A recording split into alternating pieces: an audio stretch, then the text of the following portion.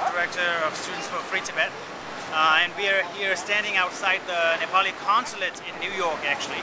And the reason we are here is, as you understand, yesterday news broke that the Nepali government has forcibly repatriated 3 Tibetan refugees back to the Chinese government.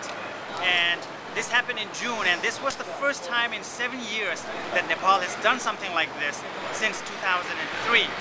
So we're all really concerned about those Tibetans, and 2 out of the 3 are already in Chinese jail now. The reason why this incident is very dangerous is because it sets a precedent for this kind of behavior.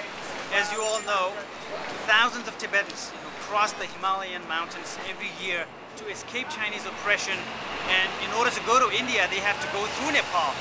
And with this kind of behavior, if it keeps happening, if there isn't enough pressure to stop it, then all of these Tibetans, all of these refugees escaping from Tibet, their lives are in jeopardy and risk. So with enough pressure, with enough people being involved in this campaign, with enough people calling the Nepali consulates and embassies, with enough people writing to them, I think we can create enough momentum against this kind of behavior in the future, so that future Tibetan refugees escaping to India through Nepal are given safe passage in order to allow them to go and see their leader, meet their leader, His Holiness the Dalai Lama, in India. So people are organizing protests outside Nepali consulates and embassies in DC, New York, Canada.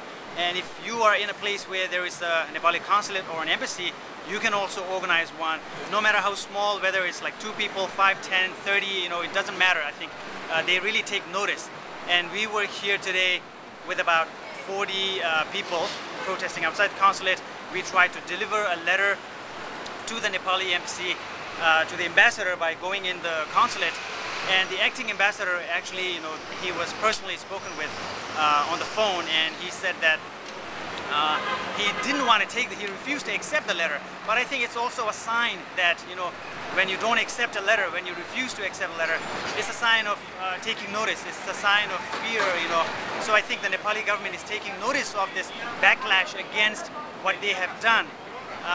So everybody can take a part in that, and we are posting a phone number that you can call to register your concerns.